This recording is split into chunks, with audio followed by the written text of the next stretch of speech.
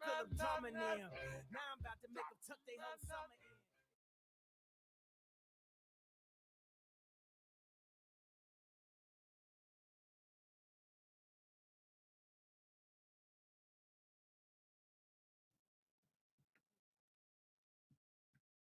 What's going on, everybody? Welcome back to another edition of the Pub Sports Radio Baseball Show. My name is Jose Bouquet, and for the first time, well, not really the first time, for the first time, though, we have a special guest that's going to join us throughout the show. Of course, we're joined by Andrew, but you're not important here, Andrew. The people are Never. here for you, Andrew. Nope. You're here for that smiley bastard down there. It is Samwise. Sam, how are you doing today? I'm pretty good. I'm glad that these two idiots are allowed to give me a mic so that I can spit some fire baseball takes. Hell yeah. But baseball. I'm excited. Baseball's what we're all here for, and the regular season of baseball just ended, and we've made it. We didn't think we would get this far. I know Andrew is very pessimistic, but we found out that we have a playoff. We've got a shitload of teams in there. We're gonna break it all down. We're gonna give out some gambling advice. Can't wait for that. But first, we need to have a morning first. We need to have a candlelight visual. We need to all gather around because the Philadelphia Phillies did not make the playoffs. I rode the bandwagon. I said, to be fair, I tried to warn you. Well, it didn't hurt me. I got a good chuckle out of it. I'm not gonna lie. Just a Philly stat to get into this.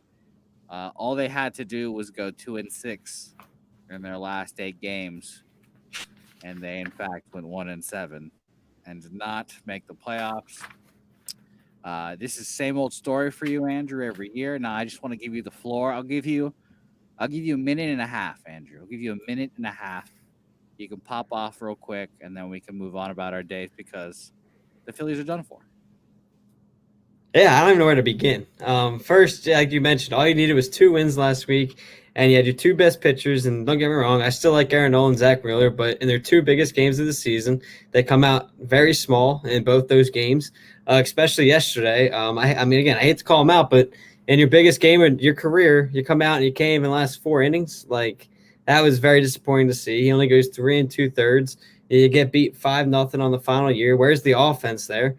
Plenty to go around there. I mean, I know I've been complaining about the bullpen, but in reality, yesterday, it ended up being a lot more than just that. And you could have still saved at least the playoff spot, but it got blown up there from your starting pitcher not lasting 4 innings and then the offense not showing up. And frankly, I was hoping I could be talking about a new GM by now, or not a new one, but at least Matt Klentak and Andy McPhail being gone by this time today.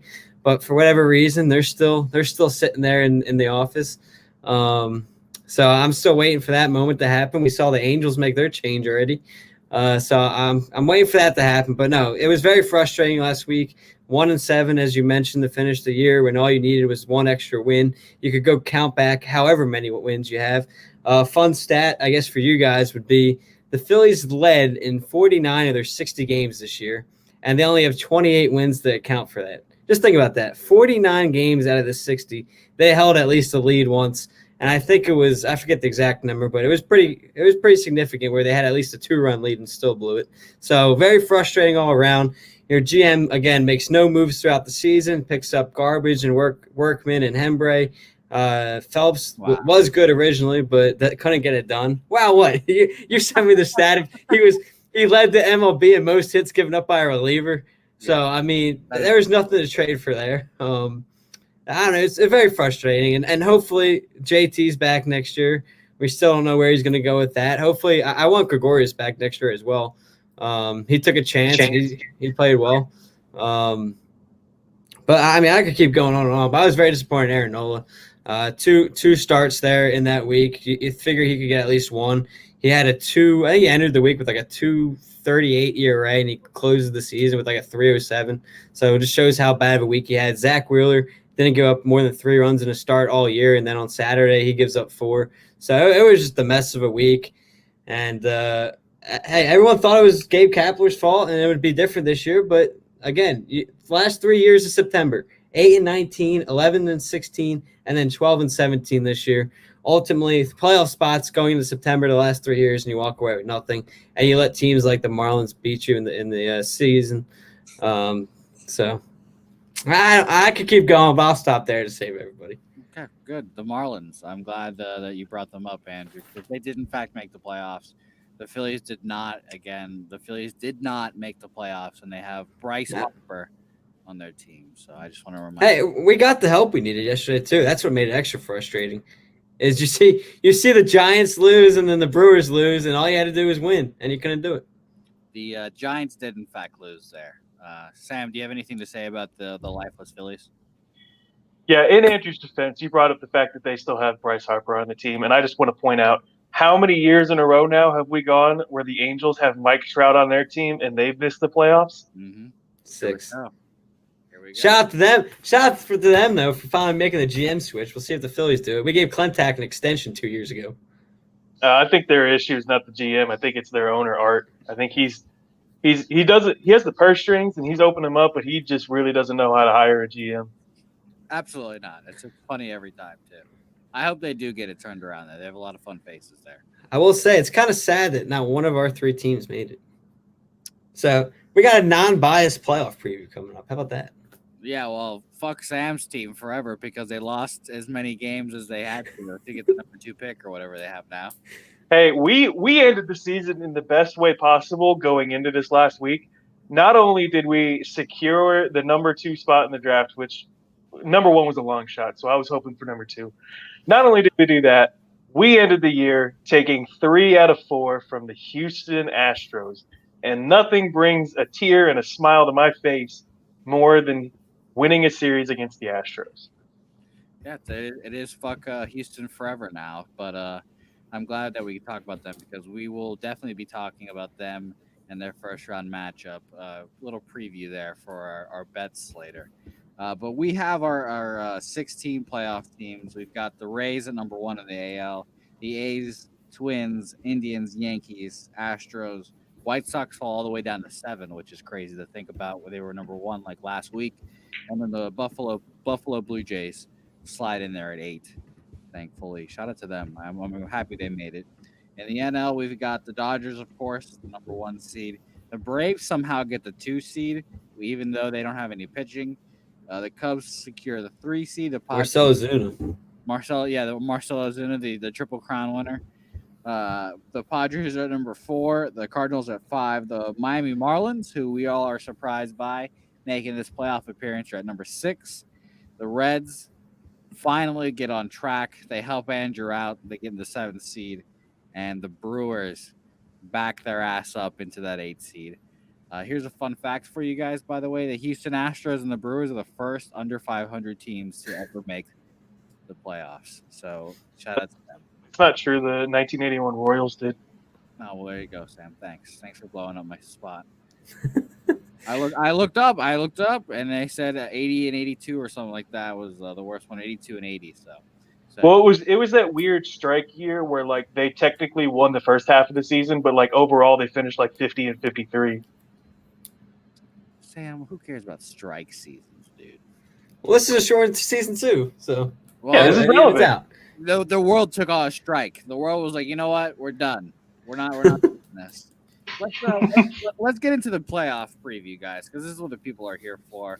Let's go ahead and bring up the old bracket that MLB has now. Really empathize. They really want the bracketology shit that the NCAA has. So shout out to them, I guess, for going to. Before we get started, I do want to bring some insight to the podcast as the self-proclaimed leading expert in Globe Life Field baseball stats. Yeah. Because I watched pretty much all 60 of the Rangers games at some point. I just want to tell you about how the stadium plays, considering the fact that it's hosting around every round until the World Series, including the World Series. Please. This park played big. This park played very similar, in my opinion, to how Oakland plays. There was a lot less home runs hit than I was expecting, considering the Rangers are power hitters, but also just overall, I mean, I think it took until like the 8th inning of the second game to hit the first home run in the entire park between 2 teams, one of those being the Rockies, who also hit bombs. And so I'm excited to see how these series play out, considering that it's probably going to be closer to a pitcher's park. And we're going to see lots of doubles, probably more triples than we've ever seen because we have really deep uh, center fields towards like right center and left center. There's like a big flat wall towards the back that just kind of curves out, and so the ball can really just get curved into that. Um, and also just for shits and gigs, I looked it up. Both of the stadiums that are hosting the National League, the Globe Life Field and Minute Maid, were bottom 7 for home runs hit this year, but the Dodger Stadium and Petco Park were top 6. Okay, good. This is exciting. Bro, you couldn't have told Jose that before he placed a bet on Joey Gallo? Yeah, When he placed the bet on Joey Gallo, there had been a total of 0 games played at Globe Life Field. that's all. I got withdrawn from my account this week too, so I got to wake up to that too. So shout out to Joey Gallo for refusing to hit home runs this year. Appreciate you, Joey. But let's get into the actual series, guys, because this is the fun part of baseball season, I guess. This is where we get to talk about these matchups. Baseball has set this up, so let's go ahead and indulge them in talking about this bracketology. First round matchup, as we can see, we've got the number 1 seed Tampa Bay Rays, 40-20. I'm pretty sure their over under was like 34 this year, so that's smash. They're going against the Buffalo Blue Jays at 32-28. So shout out to them. Right now, the Tampa Bay Rays are minus 210. Blue Jays are plus 170. So that's bet $210 to win 100 on the Rays to win the series. Right now, they have not announced who the Blue Jays are starting. Up until what I saw, they might have announced it in the last like hour or so, and I just haven't seen it. I got you. Okay, well they're perfect. They have It's Shoemaker. Great. Matt Shoemaker starting the mound against Blake Snell in game 1. We've got Glass now versus. Have they announced game 2 at least? Let me see. Well, Glass now in game 2 and Charlie Morton in game 3 for the Tampa Bay Rays. I'll start this off. I think this is obviously the teams that are most familiar with each other since they've played each other. Everyone else has not played each other this regular season, I think, off the top of my head. So these teams are familiar. The Rays. They play each other pretty well. The Rays won the series 6-4. I'm going to go ahead and pick the Rays. I would not bet the series at minus 210. That's not fun. But I think the Rays take this one pretty comfortably, guys. Yeah, no, I absolutely agree with you. To answer your question, Ryu's game 2. But I think the Rays take this in 2 games. I think this is one of my 3 locks of the first round here would be the Rays over the Blue Jays. I think Toronto had a special year, and I don't think anyone thought they'd make the playoffs. But I think when it's all said and done here, pitching is going to prevail for Tampa Bay, and we all know the special starting rotation they got there, and arguably they might have the best bullpen in the MLB. Yeah, I'm gonna go agree. I have Rays in 3. I think the key matchup that we're looking at here is the Blue Jays offense versus the Rays pitching. Blue Jays OPS for this season was 4th in the American League. They hit a team OPS of .766, which is pretty good for being the 8th seed. I think that really drove them to getting into that last playoff spot. And one interesting thing is these 2 teams haven't played each other since August 24th. They've got a whole month and a half pretty much without playing each other. So I'm not sure if they still have to feel each other out in game 1 or if that was going to be enough to see if a team like Tampa is going to just dominate. I wish that they would have pitched Ryu in game 1. If they would have pitched him in game 1 and say the Blue Jays sneaked that one out, it'd been fun to bet on the Rays to come back and win. But since they're going Shoemaker, he's had success against them actually. But I do think the Rays take this one. I think they take it in 3 as well, though. Agree. Even though I thought this would be easy, I said earlier, but 3 sounds like a good number. Andrew, you have them in 2 or 3? Give me the Rays in 2. All right, well, let's go ahead and fucking move the Rays advance. There you go. A little interactive stuff. Shout out to Major League Baseball for making this so interactive for us. Next game, we're going to go a little bit out of order because I wrote them out of order, I guess, from this. We're going to Oakland, the Oakland Athletics versus the Chicago White Sox. One of the better first-round matchups, I would have to say. The White Sox right now are at plus 110. The Athletics are at minus 135.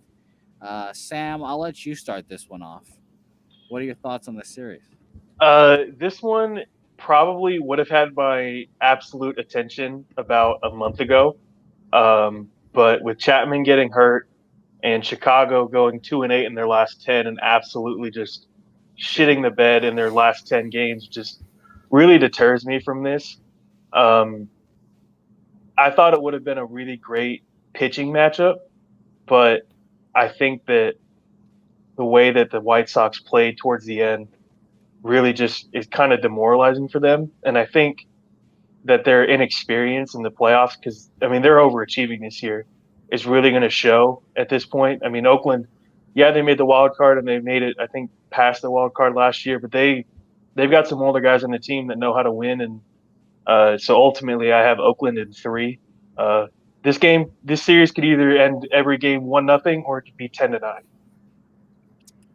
Andrew, what are your thoughts? This is your team right now. This is one of my teams here. Yeah, this is your ace.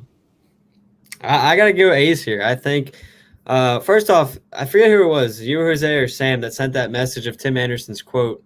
And that was awesome. But I don't know if you guys saw, but I have Chris Bassett starting first game. So I don't. According to MLB.com, I got him starting the first game, which is a righty facing Dallas Keuchel. I have Luzardo in game one. Who do you have for the White Sox? Giolito. I have the matchups right now. I have is Giolito versus Luzardo, Keuchel versus Bassett, and then game 3, no one fucking knows.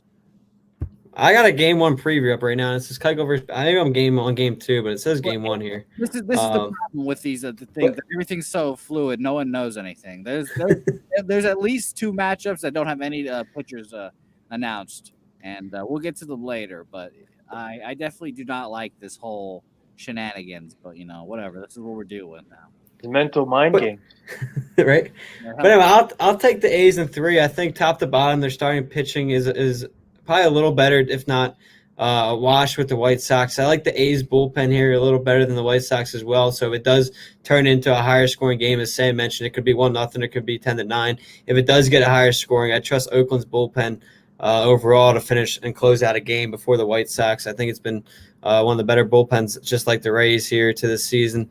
Even without Chapman, it still hurts, but they've been without him for a little while now, and you haven't really seen him drop off at all. If anything, you saw him stay in that 2-3 range. So I have confidence they'll get past that, especially in this round. And as I mentioned, I'm surprised they're not going with Chris Bassett game 1 for the year he had, 2.29 ERA, third amongst AL starters, and then he was 3-0 in the month of September with a 0.34 ERA. So he's been on a roll lately. So I think he'll get a win in his game. But worst case is they'll get the 3 games. But I think top to bottom, Oakland's just the better team here, and they'll find a way to get. And I know White Sox got the MVP. I know they got Jose Abreu, but I think when it's all said and done, the A's will be able to get past that. Funny, the MVP Jose Abreu. Hey, I'm gonna keep mentioning those guys because you love this stuff up on them. But hey, I'll tell you where the MVP is here in a second. I'll agree with you guys. I had Oakland in 3. I think this is going to be a fun series, but I do think the hitters slumping a little bit for the White Sox does not help. I definitely think this is a fun matchup still, even though Matt Chapman's not there. Jake Clams filled in his spot and he's been playing pretty well. I really, really hope that the White Sox win game 1, because then that's when I would tell people to go ahead and bet the Athletics, because they'll probably be plus money at that point. Go ahead and take the A's with their back against their wall. Take Bassett or whoever is pitching game 2. They're minus 135 right now, so maybe you can get a good number. But I like the A's as well. I will say for this matchup, this is the number 1 matchup of my rankings where I definitively 100% am rooting for a certain team, and that's the Chicago White Sox, because I absolutely cannot stand the Oakland Athletics. Okay, fair enough. As a Rangers fan, I guess I can sympathize for you. Next series we have is everyone's least favorite ball club, the Houston Astros versus the Minnesota Twins. This is one of my picks, actually. I already locked this in. I took the Twins minus 120. I think the Twins are going to roll over the Astros, to be honest, and mainly is the hilarious home road record that the Astros and Twins have. The Astros this year are 9-23 on the road. That is how you say not good, and the Twins are right now 24-7 at home. So I don't even really see anything else right there. I understand Greinke's a great pitcher, but he's going against Kenta Maeda, who's had a great year this year. They haven't announced who their game 2 pitcher is for the Astros because they don't have one. They're just going to try to cobble shit together. But I think the Twins take both the opening games, and I think they win pretty easily. I think I'm going to agree with the Twins pick, but I'm going to have it go 3 games. Astros have experience here in the postseason. We all know some of the Twins' struggles early on in the playoffs. I do like that first round matchup. It depends obviously which Greinke you get. His first 5 starts of a 1.84 ERA switched over in his final 7 outings. He had a 5.73 ERA. So we'll see what kind of Zach Greinke shows up. Kenta Maeda, that'll be a fun pitcher to watch. Obviously, very good regular season there. Was the WHIP leader. So we'll see what happens there. But I think that Twins offense ultimately is going to prevail here in this series. And I mean, guys like Nelson Cruz, Donaldson have been there. I think they'll find a way to get it done. And top to bottom, the Twins just have a better roster right now, especially with all the Astros injuries. So give me the Twins in 3. Yeah, I'm not gonna lie. This is where my homer comes out really hard. I have Minnesota in 2. I watched all 4 of these last games that Houston just played against Texas, and let me just tell you, Houston looked like they did not want to play baseball. Like I've never seen a team actually discouraged to play baseball when they're about to make the playoffs. And I actually have a little fun game for you, just like last week. $5 if you get this correct. Oh boy! $5. Here we go. Starting pitcher. No. Okay, so in the last 3 games against the Houston Astros, Leody Taveras went 5 for 15 with a home run, 3 RBIs, and 3 runs, and 2 stolen bases. Can one of y'all tell me what position he plays for the Texas Rangers? What was his name again? Leody Taveras. Third base. I'm going second base. He is a center fielder. Damn. How are you going to say second base, Andrew? You know Rougned Odor's there. Is he not? Oh, but he's been terrible this year. So Well, he's been paying. He's probably Hey, put some respect on his name. He's the Rangers' home run and RBI leader this season. What an asshole Joey Gallo is. yeah, you know how much you didn't like him. He struggled. I thought maybe they were going to try to work somebody in here down the stretch. Oh, they did. They brought in what's his name, Anderson Tejeda, who's a shortstop, like middle infielder, and then Derek Dietrich came in and played a decent amount, and so they moved him around. But I mean, Odor actually had a decent September, and so they kind of had no other reason to not play him other than the fact that everybody in the fan base has given up on him. But So I was following the Rangers for a while, and then, as I mentioned last week, they're probably my most disappointing team because of the high hopes I had for them to make the playoffs. So I checked them out a little bit here in the mid-September range. That's hilarious. Oh, I wish I could have. But man, I love baseball too much. I just had to watch. I had to watch. Good. I don't blame you. We have the game starters for the Twins right now. As I said earlier, Maeda versus Greinke game 1. That's a fun game matchup right there. We said Jose Barrios versus TBD in game 2, and then Michael Pineda is going to take the ball in game 3. Allegedly, we'll see if that actually happens. But Michael Pineda takes the ball in game 3 if the Twins get there.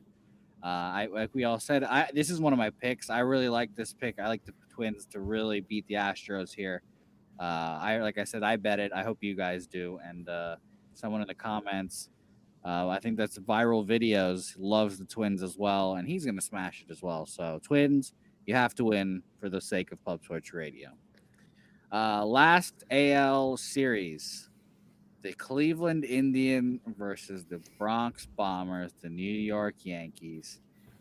This is kind of disappointing for what Yankees fans expected going into the season. The Indians, they've gotten hot. Jose Ramirez, another Jose up for the MVP this year. The real MVP, as I mentioned earlier, Shane Bieber.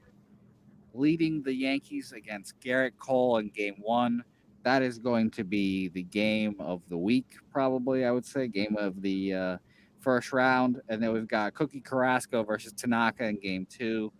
And then if we get there, Zach Plesac versus TBD in game three.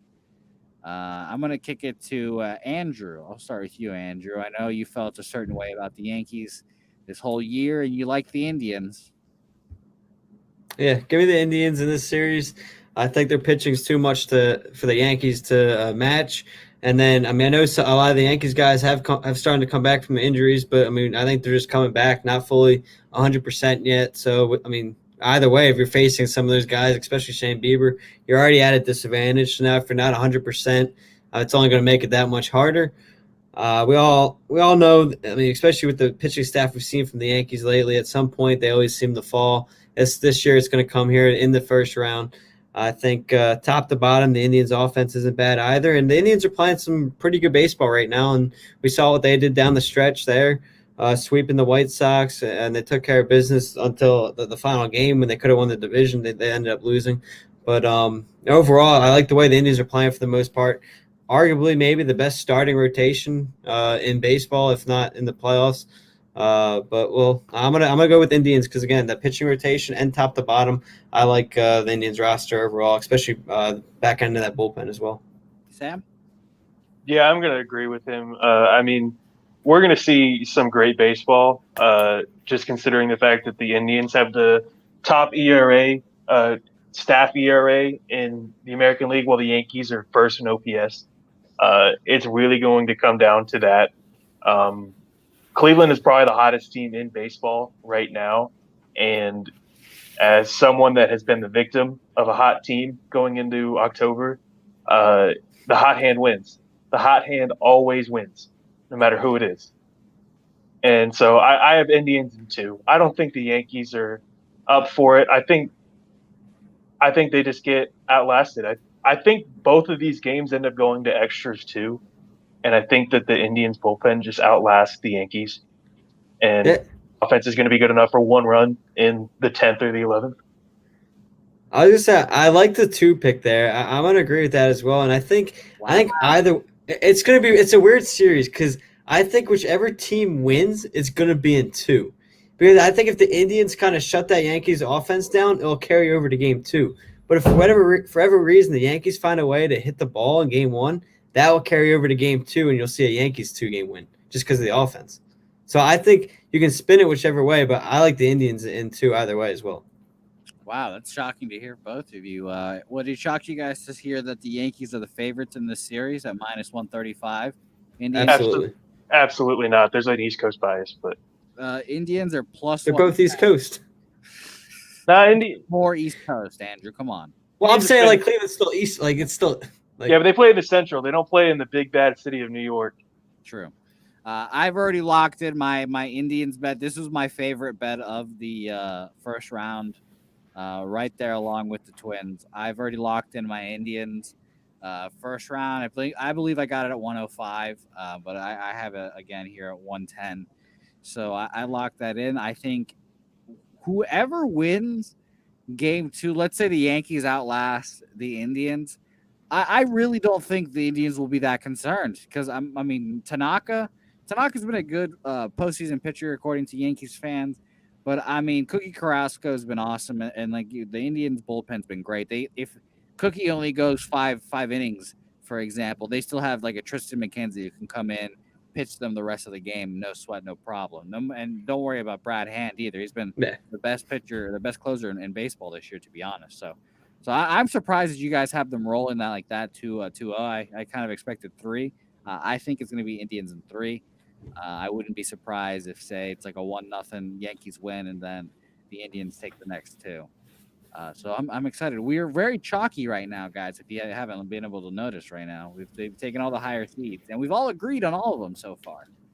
By the way, can we bring up a little moment of silence? It got confirmed today that Tito's not going to be able to make it for the Indians this postseason. That sucks. He could have been the manager of the year if he was here, but it's not. I learned recently. I thought it was COVID related because he's out. He has like blood clots or something like that. So it's like a gastrointestinal surgery. I read. That sucks. So get well soon, Tito. I hope to see you soon. You're gonna have the AL Manager of the Year trophy named after you one day. So shout out to Tito. Next series, we're hopping over to the NL, the second best division in all of baseball, all of the major leagues. First up, the LA Dodgers, the prohibited favorites, everyone's favorite, versus the under 500 Milwaukee Brewers, who again backed their way up in here, and this probably should be the Philadelphia Phillies. Just had to throw that in, right? Yeah. I think we can all agree. Maybe we can save ourselves some time here, but the Los Angeles Dodgers are going to win the series, correct? Correct. Yeah, Dodgers in one. I do have one stat that I want to bring up because I saw this and I thought this was interesting. The Dodgers finished with a better win percentage than the 2001 Seattle Mariners. Whew. Jesus Christ! Yes, the Dodgers guys, they were fucking incredible this year. If you guys did not know, and Bellinger didn't even do anything this year. Yeah, and they still were amazing. Yeah, Mookie Betts had to come in and show him who's boss and show him who the real MVP is. So I hated to see that. But Los Angeles Dodgers, right now we have them scheduled as Walker Buehler Game 1, Kershaw Game 2, and I'm pretty sure they don't expect to play Game 3, so they have not listed a starter yet. Corbin Burns, or no, his name Patrick Corbin? No, I don't remember the Brewers pitcher's name who's been really good this year. I think it's something like that. But Corbin Burns. Yeah, so that was great. Good for me. Good job by me. But he's been pitching really well. He was an NL Cy Young dark horse, but I wouldn't be surprised if the Brewers took like Game 1, for example. Walker Buehler has like a tough outing. They take Game 1, Woodruff, and then the Dodgers just roll and take the second 2. That's what I was surprised the Dodgers are throwing Walker Buehler Game 1, just because he's coming off the injury. He wasn't he wasn't awful, but he wasn't too great in his one start coming off the IL. So I was kind of surprised they went with him over Kershaw. If I could, I would have picked Dodgers in 1. Like this is no contest. No, I know it's no contest. That doesn't change anything. I was just surprised that they went with him. That's all I'm saying. Yeah, but no, it's Dodgers in 2. Milwaukee's scrappy. Like I said, they might take one game. So maybe if you're gonna bet this series, just wait and see what happens Game 1. But the Dodgers are minus 300 to win this series.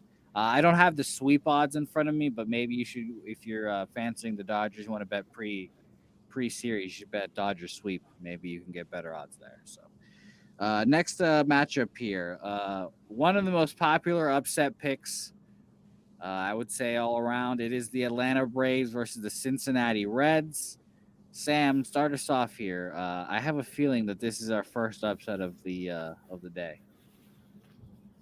Yeah. There's going to be an upset, but I think it's going to be different in my mind than what y'all had. I'm just going to go ahead and start it off. I have the Braves in 2. Wow. Whoa. Yeah.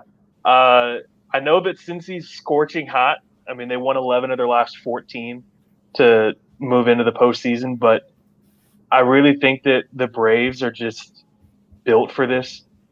I mean, they have 2 MVP candidates in Freddie Freeman and Marcell Ozuna. They really just hit the ball so well, and their park is similar to. I think they're playing in Minute Maid, and they have really short fences out in both in right field, and then they have a short porch in left. And I think their hitters are just going to have a field day at those parks. It's really, I don't think the Reds have the power to keep up with that. They might have the pitching. I think depending on when Trevor Bauer goes, they might get it to 3, but I think Braves in 2. Well, I'll give you the starters. Bauer's going Game 1 against Max Fried. And then we have TBDs for the Braves for the rest of the series, but we've got Castillo Game 2 for the Reds and Sonny Gray Game 3. Andrew? Yeah, first I was going to say, I just want to make sure the first series are in the better team's home park, so you don't have to worry about, which I know that's advantage Atlanta, but the first series is in the team's home park, and then the following series is when they start the neutral stuff. So this first series will still be, I mean, again, advantage Atlanta, but it's going to be in Atlanta. Just a heads up.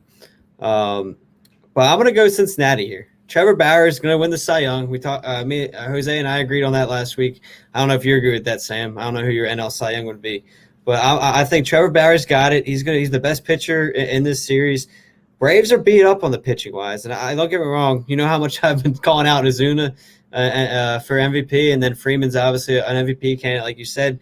But when it comes to playoffs, I really like the way pitching kind of carries into this.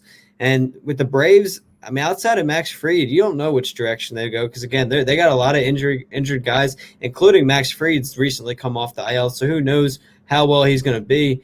And he came back off the IL and kind of hurt his ankle again on his first start from the IL. So who knows how healthy he's actually going to be on was that Wednesday they're playing. So we'll see if they even get a full outing from him. But I think Reds offense is no joke at this point. They've turned their season around. You can argue they're as hot as Cleveland. I mean, that the state of Ohio is just coming in hot with those two teams. So I like Trevor Bauer, and then you go in game 2, Luis Castillo, and then game 3, Sonny Gray. If it comes to it, I mean, those 3 pitchers are no joke. And a lot of teams, they'd be possibly a number 1 starter, if not number 2 starter, worst case. So I like the Reds starters here, and I think their offense has experience as well. So I'm gonna like the Reds here in 3. I also like the Reds, so this is in fact our first upset pick. Sorry, Sam, we're gonna have to cut you out here, but I have the Reds winning this series. Bauer Fried is a fun game 1 matchup, but in the playoffs, it's great pitching that carries you, and it's timely hitting, and the Reds have the lowest batting average as a lineup out of all of baseball. They have the lowest batting average, which is crazy. Even over the Reds.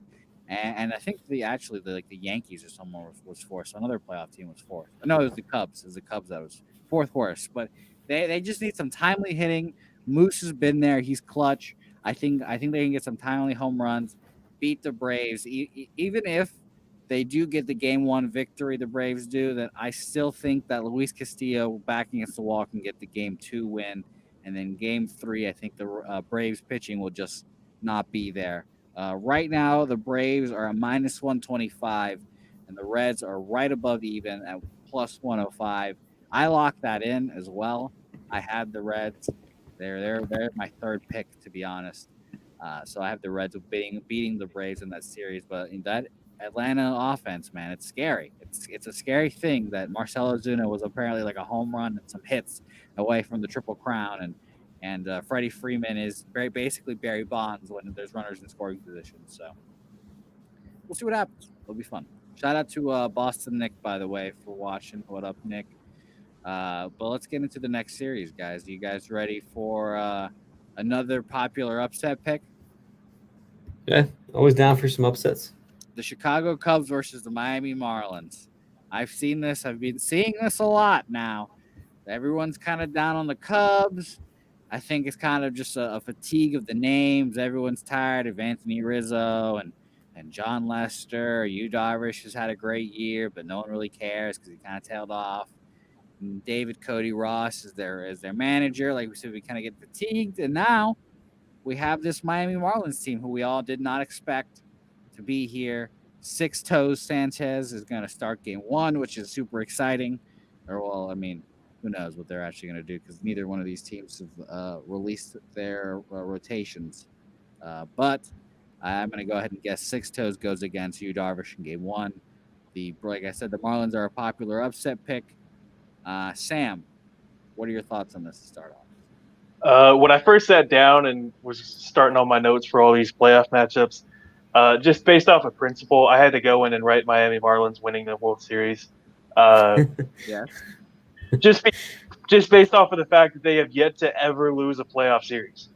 I mean, they've made the playoffs twice and they won the World Series twice. So based on history, you would think, oh, Miami's going to win it again. But Miami comes in. I mean, both these teams weren't really hot or cold coming into the playoffs. I mean, Miami did win enough to get into that 6th seed over the Phillies and the Giants. But then you have two teams that don't really hit the ball very well. Both of them are bottom 5 in the National League in OPS, and that really surprises me considering what elite hitters the Cubs are supposed to have. But I really think that the excitement from the Marlins and the fact that they're playing with house money at this point just by making the playoffs, I really think that they can pull this off as kind of an upset and go and winning 3 with 2 of those games going to extras as well. I mean, I don't really see a way that the Cubs can. I mean, they probably take game 1, but then I think the Marlins come back and take 2 and 3 because I don't know who you have pitching for the Cubs after Darvish. John Lester for King. Yeah, but I mean, do you trust Lester in that situation? Back against the wall? Remember, you're asking a Red Sox fan that question. I trust Lester with my goddamn life, especially in the playoffs. Okay, that's fair. But I'd like to see what Andrew thinks. Yeah, Andrew, what do you think here? Where are you going? Are you leaning the upset? I'm not going to lean the upset on this one. I think it's going 3 games. I think the Marlins make a good series out of it. I think it's going to be 1-1. Obviously going to the third game, and I don't know who the Marlins would go with in Game 3, assuming they go Alcantara and Sixto Sanchez in Games 1 or 2, whichever way they go with that. But I like Kyle Hendricks in a Game 3 over. I don't know who the Marlins would go with. I don't know if you guys could think of their third starter they'd go with. But I've always kind of respected Hendricks. What was it? It would just be Slop. That's who it would be. They don't have a good third starter, unfortunately. So I like Hendricks in that spot for a Game 3, depending on who the Marlins go with there. And I think, again, it's a good story there for Miami to make the playoffs, but I think eventually it's going to kind of catch up to them there. I think top to bottom, yeah, the Cubs had some struggling hitters, but when it's all said and done, in the playoffs, I'm going to trust guys like Anthony Rizzo, Chris Bryant, Javier Baez. I'm going to trust those guys more than I'm going to trust Jesus Aguilar.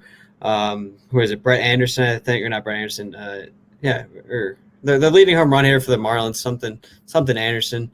So I think, again, top to bottom, I like that Cubs roster a little better. It's Brian Anderson. So I like their lineup there better in the rotation. Both bullpens don't really impress me. If you compare their ERAs, a 3.99 to 4.86 overall, starter and bullpen wise, Cubs offense was a little better power wise, average wise. The Marlins win. So Jose, you mentioned good situational hitting, so maybe that favors the Marlins there. But I think Marlins' road struggles are going to hurt them here, going down to Wrigley Field, while Cubs are a fairly good home team. Yeah, I'm sorry, Sam. Again, I can't pick the upset here. I got to go with the Cubs. They have a pretty tough number at -190. I don't think that's bettable, to be honest. Or, I mean, if you want to lay it, go ahead and lay it. But I'm not comfortable with that because, like we said, I mean, this is a popular pick. The Marlins at +160. Maybe if you're feeling frisky, you can sprinkle something on that. But I think that the experience of the Cubs will shine through. I take the Cubs in 2 here, to be honest. I think Sixto's, he'll come out, do all his thing, but he'll probably give up 3 and a good 6 innings of work. And I think that'll just be enough. I don't have faith in the Miami Marlins offense. Andrew, my last question for you before we move on here. Does it bother you that Sixto Sanchez is not hitting and the Phillies have pitchers and they're not going to re-sign JT now? Okay, before I answer, or to answer that question, no, it doesn't bug me he's dominating because I expected it. Like, that's why he was a very high talented prospect before we traded him. I think he was top 25 or top 30, something like that. So it doesn't surprise me. No, it doesn't bother me. I thought you were going to ask, does it bother you that he'll be thrown in a playoff game before Aaron Nola? That does bother me because Aaron Nola's been in the league for 4 years, I think it is now. So I thought that's where you're going with the question. That's why I answered that early. But to answer your question about dominating, no, it doesn't bother me. I expected it. It more bothers me that Clentac and company won't re-sign JT, which hopefully, especially after Harper's comments yesterday, they better re-sign JT. But before you move on, I actually had a question for you guys. How much, when it comes to postseason, do you guys value experience obviously player-wise, but when it comes to managers? Like, does a Don Mattingly versus a rookie manager here kind of worry you at all if you're a Cubs fan? Sam, go ahead.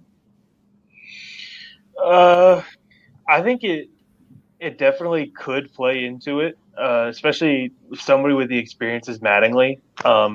It would really give, at least, we talk about a lot of times like home field advantage. I really think that, in a situation like this where there's actually no fans, having the better manager might actually be better.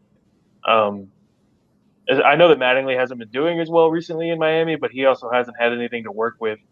Um, and it's really going to test to see David Ross to see if he's actually capable as a manager, because we know that he can do the player side. We know that, and he can do the day to day. But when it really comes down to it, you pay your manager to win in the playoffs, and Mattingly is a winner, and we're yet to see what David Ross can do. And so I do think that Miami is definitely has that checkbox in their favor as far as managers go.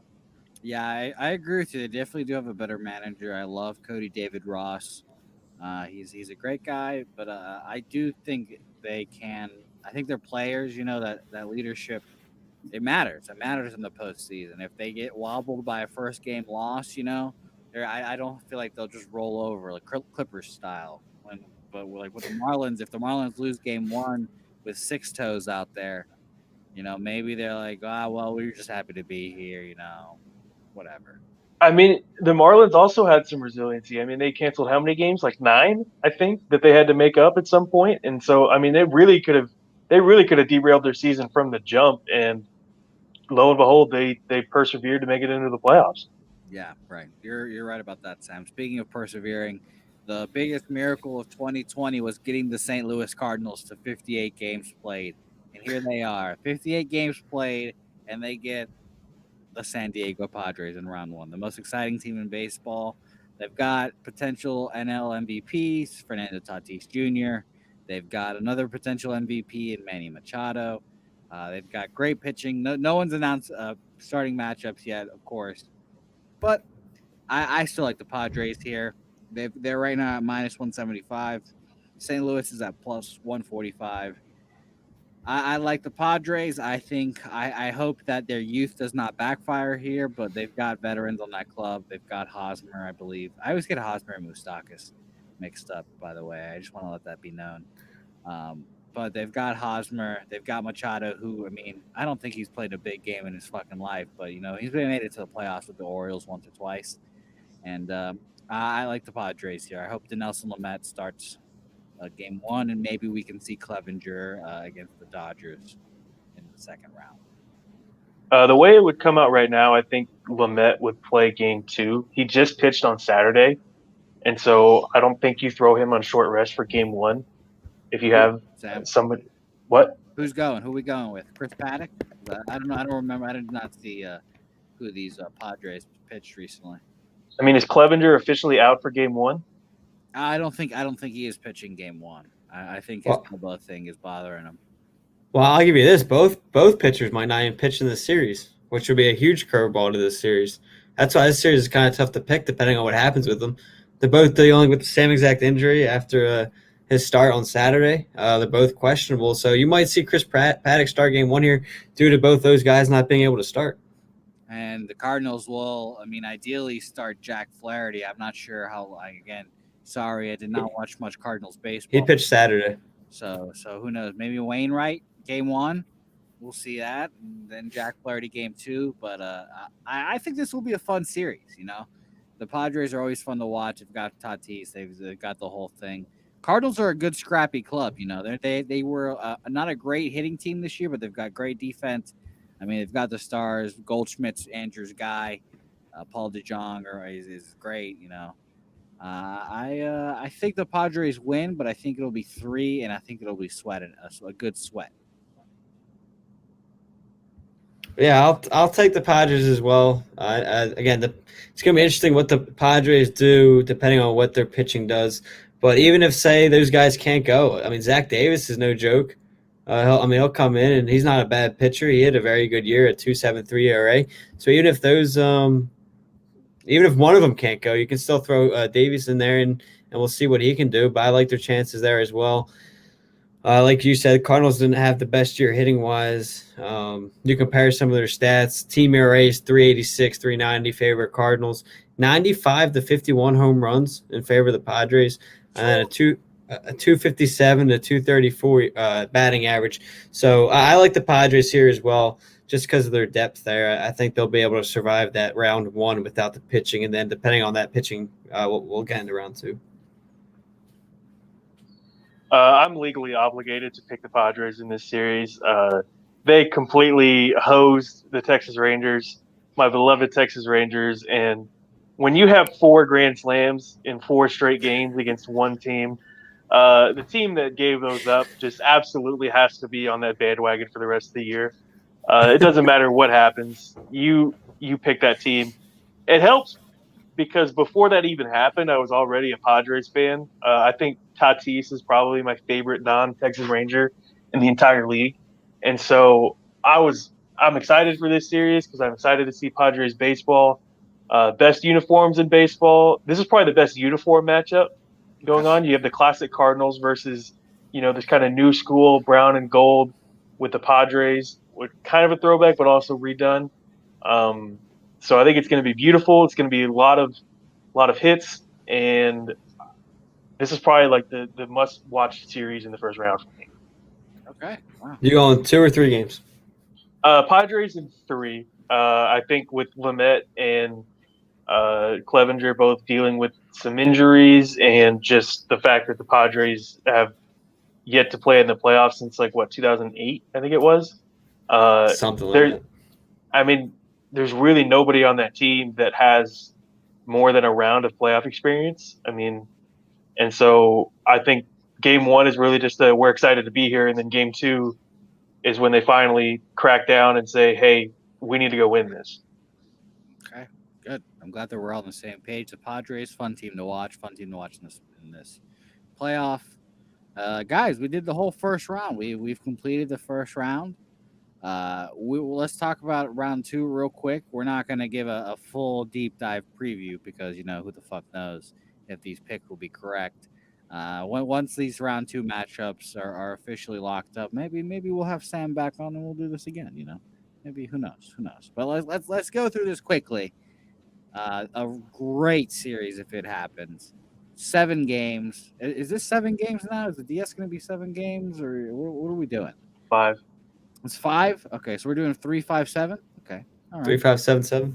all right, not bad. So we got 5 games here. 5 games, a great matchup. The Tampa Bay Rays versus the Indians. Sam. I don't have much else to say about this series. The one thing that I do want to bring up is kind of a surprising fact. The Tampa Bay Rays were second in baseball this year in wild pitches. Okay, wow. They had 30 wild pitches this year, All right. That's crazy. which if the Indians are able to get on base, that could come back to bite the Rays because they've got some speed on that team with Lindor and some other of their guys, and that's really going to let somebody like Lindor get into second base and scoring position, and then you have MVP candidate Jose Ramirez coming up right behind him, possibly going to hit him in. I mean, it's a really interesting little tidbit. I still think the Rays win this. I think it goes 5. I think this one goes the distance. Sam with But I, wild pitch knowledge. Was not expecting that. yeah, I was trying to look for stuff that would be a little bit different, and so I saw that, and I was like, oh, that's pretty interesting. All right. Well, Andrew, quickly, who do you have in this series? Cleveland. Not. It's gonna be a fun series though. I mean, it's just pitching after pitching. I mean, starting rotations kind of match up and the bullpens kind of match up. It's gonna be a fun series if that happens. I hope it does happen. But give me Cleveland in 5. I've been going back and forth on this series. This is one of the ones where I'm like, man, this is tough. I'm going to take the Tampa Bay Rays in 5, specifically because I have a future on them to win the World Series. So I would really appreciate if they got there. I like the Rays. They have a bunch of scrappy hitters, timely hits. They don't hit many home runs. So hopefully they turn up the power. I'm excited to see what happens. I'm sorry, MV Bieber. I'm sorry. One thing that is in the Indians' favor is that they are probably the healthiest team in baseball right now. I was looking it up yesterday. They only have 2 injury designations. One of those is a guy that's day to day, and the other one is a 60-day IL for Jeffrey Rodriguez, who was like their 5th starter after they traded Clevenger. So Well, we healthy team. yeah. Hey, shout out to them. They're just missing their boy Terry. A's Twins, another fun matchup. Andrew, let's start off here. Who do you have? Who would you Give like? me Oakland. Okay, Oakland. Sam? Not giving up on them. How many games, Andrew? How many games? Oakland, and let's go 4. It pains me to hear that. It just absolutely pains me to hear that. Shouldn't surprise you, though. Yeah, I've been high on them all year. Why back down now? Because Minnesota is one of the hotter teams in baseball, and I think they win this series in 4. Uh, they are finally getting the monkey off their back. This is, I think, the first time in 4 playoff matchups where they don't have to play the Yankees in the first round, What a and I think that just absolutely invigorates them after getting that first series win. And I think they're one of the wagons. They're one of the wagons in the American League. And I think that Buxton and Donaldson are going to be back, and they're just gonna hit bombs. They're gonna make it. They're gonna make it rain on that A's pitching staff. I agree with Sam. I'm picking the Twins in 4. I like the Boomba squad. I'm a big fan of hitting home runs and getting a robe after you hit the home run. If the A's were fully healthy with Chapman, they showed up their bullpen a little bit, then maybe I'd pick the A's, but I like the Twins here. It's going to be a great series though. I'm not big on the Twins pitching. That's why. Especially in a playoff game, starters get pulled early. Give me that Oakland bullpen all day. Okay, all right. Well, we'll see what happens there, Andrew. I hope we're wrong because it'd be a fun matchup if we got A's Rays. Next, I think the series that really everyone's looking forward to if it happens. We saw it a lot in the regular season, and all their games were fun. A little shit talking it too. Dodgers, Padres, the 2 most exciting teams in baseball. I'll start with you, Sam. You said you were on the Padres bandwagon. How far are you riding it? This is where it stops. This is where I get off. This is my exit. I think I don't want to get too far ahead of myself, but Los Angeles is just they're one of the best baseball teams that I've ever seen. My uncle is a Dodgers fan, and he's been a Dodgers fan since he was a kid. And I just want to see him watch his team win a World Series at some point. This game, though, I mean, this is the first series that they're playing in the bubble, and it's going to be at Globe Life Field. And this is where that park dimensions are going to play in. In the National League, these 2 teams were really high up in slugging and home runs, but they were in the bottom 5th in doubles. And I think if you're going to win these games, you're going to have to hit doubles. And I'm not sure if they're going to be able to play that. And I also think the Dodgers have the best pure outfield in baseball. And so I think their defense is really just going to swallow some baseballs up. And I don't think San Diego is going to be able to overcome that. So I've got the Dodgers in 4. And this is where the injuries will really come back to haunt the Padres if they can't bring their guys back. I mean, it's an elbow for Clevenger, and we know how fucking elbows are. It took Verlander the whole year to decide he needed Tommy John. We said it at the beginning of the season he'd probably be getting it. I don't remember exactly what Clevenger has, but if his elbow's barking, I don't have faith. I don't think he's going to be here. I don't think we see him, to be honest. And Lamet too. I mean, if he has the same exact thing, who knows? And if they were fully healthy, if they had Clevenger, if they had Lamet, I'd consider taking the Padres, but I'm going to take the Dodgers here. There'd just be too much. I agree. Even when healthy, Dodgers have the better pitching, offense, bullpen. Give me the Dodgers in 4. Wow. Thanks, Andrew, for your conciseness. Cubs, Reds. Central battles. Cubs, Reds. By the way, shout out to the NL Central for being the first division to have 4 playoff teams. 7 of the 10 Central teams are in the playoffs. Yeah, Midwest, Mid-Coast baseball. Everyone loves it. They get to beat up on the Tigers, the Royals, and the Pirates. We don't talk about those teams on this program, Sam. They don't exist on this program. Why? Because they're not as good as the Red Sox? Because they're desolate. Now, Andrew, Cubs, Reds. Who do you have? Give me the Reds. Still riding. We already mentioned the Cubs struggles. give me again that starting rotation, especially against Chicago's, and both bullpens kind of shaky. So neither team really has an advantage there. Give me the Reds in 5. Sam? Yeah, I'm gonna hitch my wagon to that too. I don't want this to be chalk, and so I'm going Reds. I think if they win that first series, they're going to be hot enough to beat Chicago.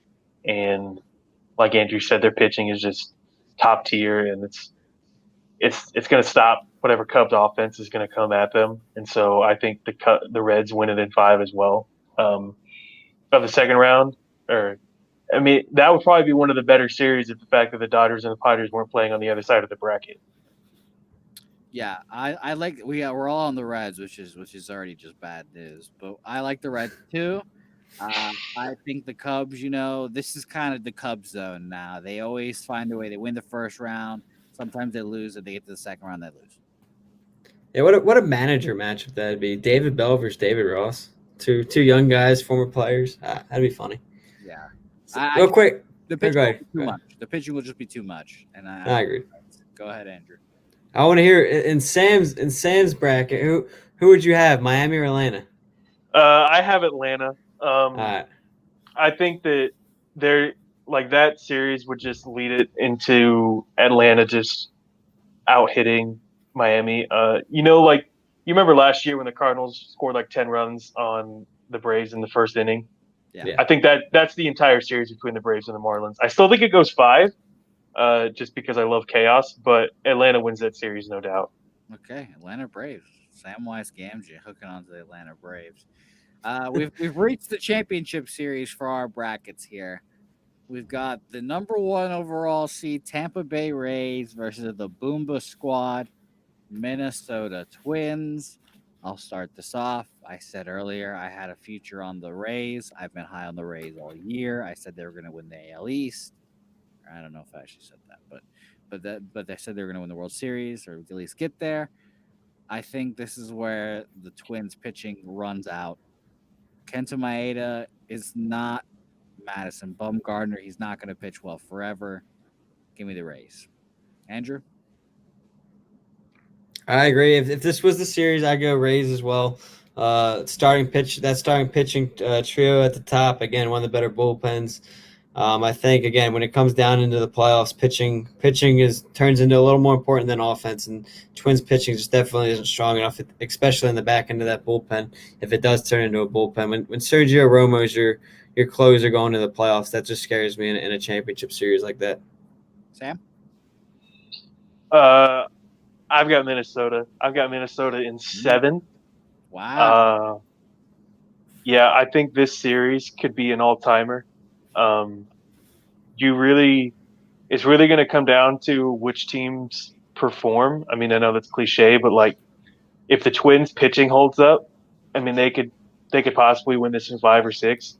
But if the Rays figure out how to hit the baseball better than Minnesota, then they could also win in 5. But I ultimately think that Minnesota they ride a hot streak. They are one of the older teams in baseball with some of the more experienced guys. I think they have more experience than the Rays do. And I think that's going to carry on to what they have. And so that's why I pick Minnesota in 7. All right. I take the Rays in 5, to be honest. I think the Rays would pretty roll over them pretty handily. I think game 1 could be a toss-up with Maeda and Snell, but Glasnow is too good at game 2 versus Barrios. And if they threw Michael Pineda in game 3, I'll give me Charlie Morton all day. So I take the Rays in 5 or 6, to be honest. I'll go 6. Andrew, I got to ask you. So in your bracket, you have Rays and A's, correct? No, I got Indians and A's. Oh, you have Indians and A's. Okay, so who do you have winning that series? Give me Oakland. Wow, riding the Oakland bandwagon. Hey, How many games? I'm not backing down from my original prediction. Love it. How many games? Oakland in 7. Wow. MV Bieber. That'd be fun. On the other side, in the NL with the NLCS, the surprising Cincinnati Reds in there as a 7 seed versus the juggernaut Dodgers. I have Dodgers in a sweep. Oh, I won't go that much. I mean, Dodgers. This is where the Reds kind of run out. You're right, but Dodgers and I'll take 6 because they could still game with Bauer or so, uh, I mean, with again, we already mentioned their starters in Luis Castillo and Sonny Gray. They could still another one, but ultimately, Dodgers bullpen will turn out to be better with Jansen in the back end of that, and we all know how good their bullpen's been. And then again, this is the year. This is the year Dodgers they got that extra piece there, Mookie Betts. So this is the year they finally get past all their playoff issues Yeah, Mookie Betts. He knows how to get to the playoffs. and maybe win too. Yeah, he does know. Except in 2019, but we won't talk about that. He knows how to win in the playoffs. Yeah, we won't talk about that. I've got the Dodgers in 5 against the Reds. The the vibes that I'm getting from this series remind me a lot of the 2010 World Series between the Rangers and the Giants. The Rangers making it to their first World Series ever. It's pretty similar to the fact that the Reds haven't been this far in the playoffs, and I can't remember how long. Probably like 1990 when they still had Pete Rose. And I really think that it's just going to be a happy to be there kind of thing for the Reds, and they're going to be able to steal one, with Bauer on the mound, depending on who he goes up against. But the Dodgers are they're just steamrolling their way to the World Series. Yeah, I have the Dodgers winning this. Like I said, I think they're going to go on like an 0-1-0, 2000 Kobe Shaq, like just beat everyone, just lose like 1 or 2 games in the whole playoffs. And I'm not surprised. I'm surprised you didn't compare him to that 18 Red Sox. Wasn't that the year the Red Sox did that? Yeah, but you can't compare them to the best Red Sox team in history. It's whatever. Oh. Why is that? They got one of their players. Well, that's the only comparison you can make. One, they dominate the regular season and possibly dominate the playoffs. Don't they have 2? Isn't Joe Kelly still a Dodger? Yeah, Joe Kelly's the man. Fucking love Joe Kelly. So we've got to the point where we've chalked it up a little bit. 1-1, both 1 seeds make it through. The Tampa Bay Rays versus the LA Dodgers. We've got big versus small market here. I'm gonna make mine quick. Like I said, I think they go through this playoffs like a Kobe Shaq run, just losing 1 or 2 games. Maybe they lose 2 to the Padres. Maybe they lose 1 here, but I've got the Dodgers in 5. I'll say Dodgers in 6. And if this happens, I feel like there's gonna be a lot of angry fans because this is gonna be a pitching matchup like crazy between Walker Buehler, Blake Snell. I mean, I keep going with that. We already mentioned some of the pitchers, but I really think fans would not like this World Series if it happened overall. That'd be funny. Sam? Yeah, for the second time in MLB history, a California team is going to win the Commissioner's Trophy in Arlington. I think the Dodgers win this in 6. I think that they, like Jose said, I don't think they're going to be as dominant as he says, but I think this is their title to lose. Not just because of expectation-wise, but just the way that they're playing. I mean, if they hadn't had their past success or previous choke jobs in the books, I think they still win this because they're just the most complete roster that I've seen since I've really started following baseball in the last 10, 15 years. If they don't even make it to the World Series, I will be shocked. But I ultimately think that they win this over Tampa. Okay, good. Well, I'm glad we've all made it here. This was our collective bracket.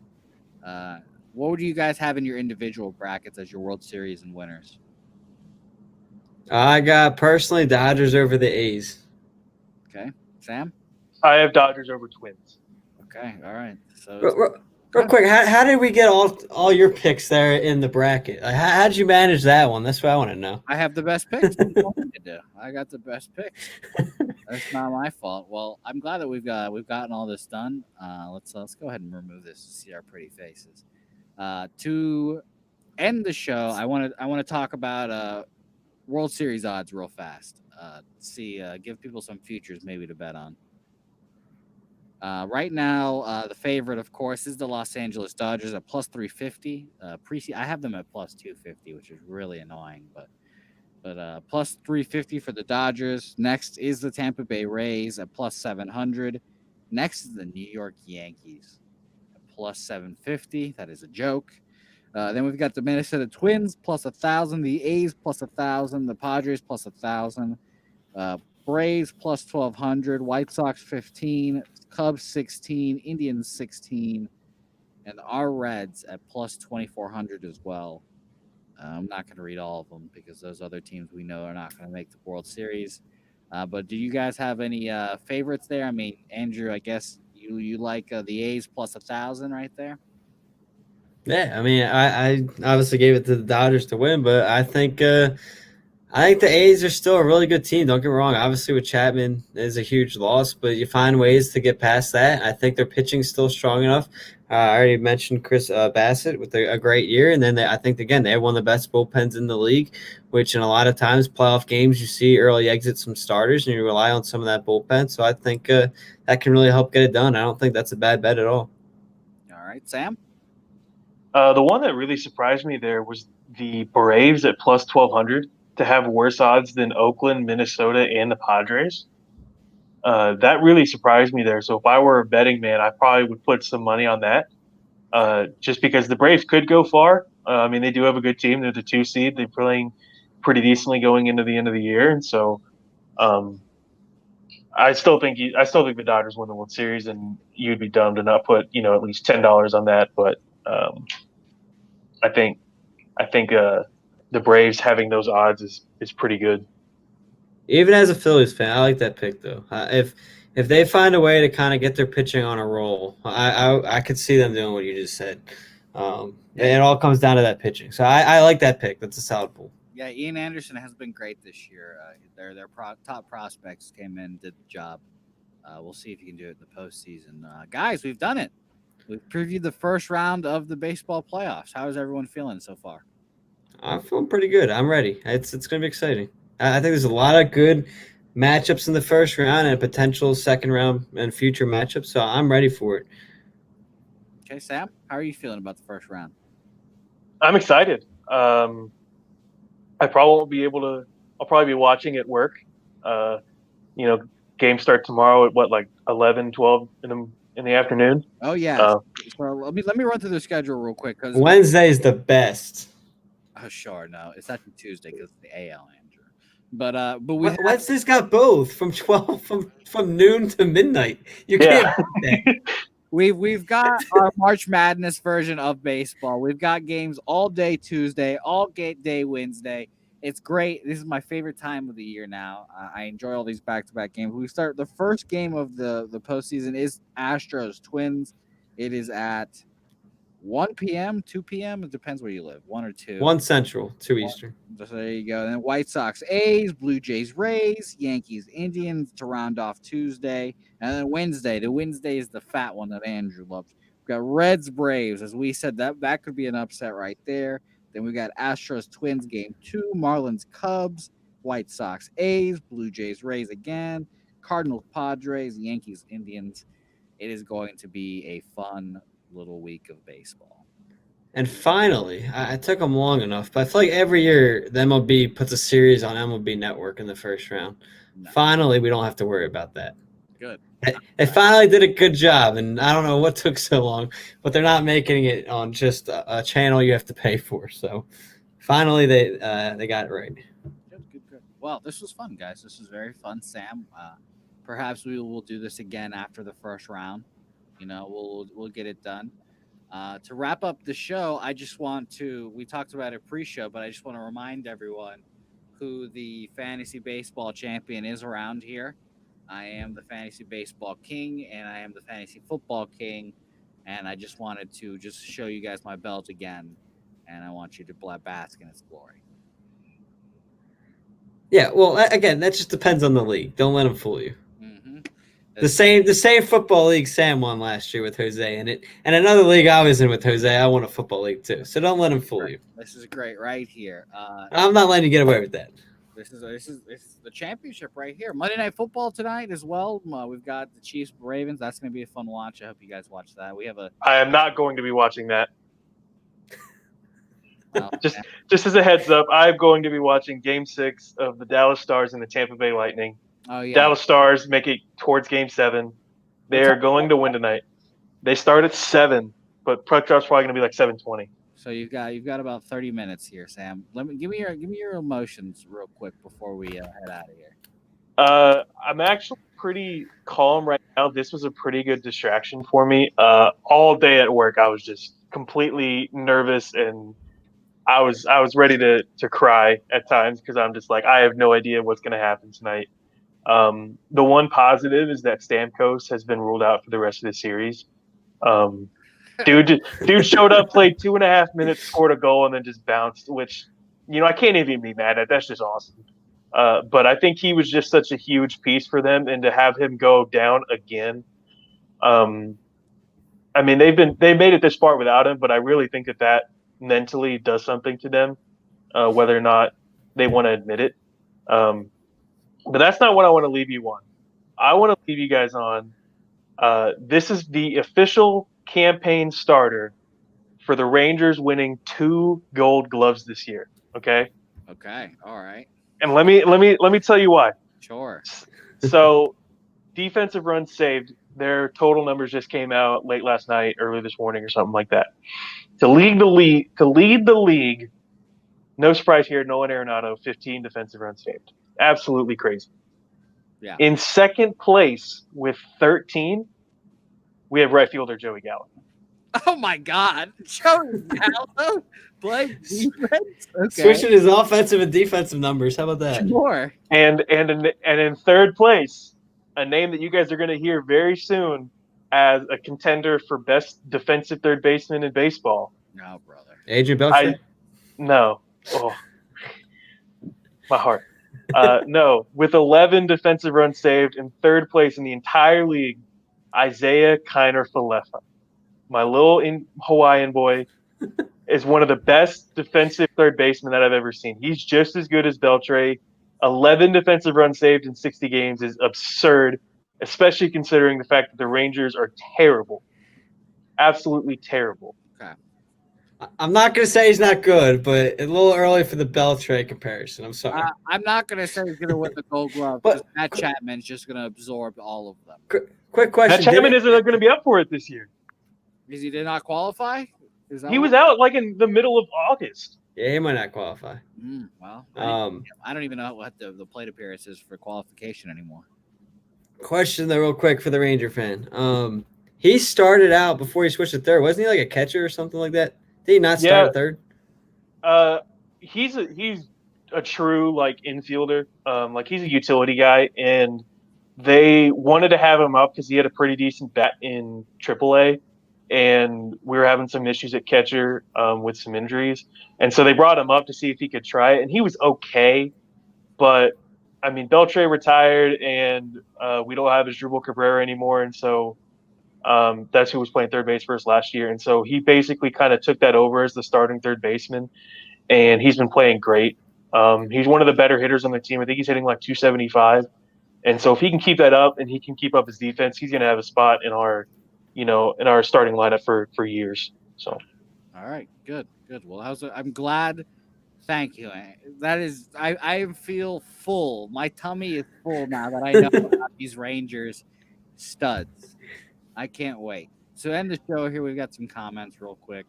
Razor Sharp picks. What up, guys? What up, Razor? We'll see you here in like an hour for the the NFL stream.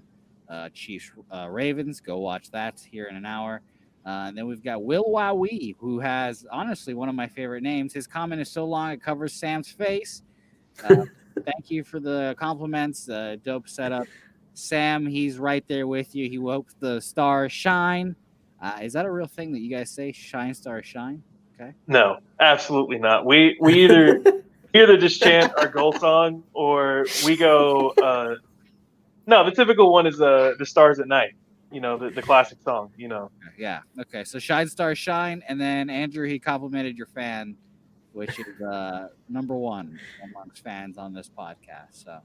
So we're happy to see it. Thanks you guys for listening. Thanks Sam for joining us. We'll see you here soon for the second round. I suppose we're gonna make that official. You're a reoccurring guest, so you have to come on whenever we ask, Sam. I hope you know that now. Yeah, as long as I get one of those Pub Shorts baseball jerseys whenever you guys get them. Yeah, sure, that's fine. We can get that arranged. Andrew, thank you for making some time out of your busy schedule. I know you're recording podcasts left and right, talking about the Phillies. I can't wait to hear you yell about the Phillies here soon. Yeah, I don't know what was better yelling, the Phillies or the Eagles. Either way, they're both good listens. Good. Oh, You get more passionate about the Eagles. Your Eagles rants are some of the best You've I've never ever got heard. to see my Phillies passion though, because you've never seen a good Phillies team. oh, shout out to Villanova. You know what? That's a real shame. I should just have the end of our show just be the Villanova video, the Chris Jenkins video. Thanks everyone for listening. We'll catch you guys next week. We'll see you guys too. We'll probably do another Thursday show. Update you guys on what happens. So we'll see what happens. I'm excited to see it. Go watch the baseball, guys.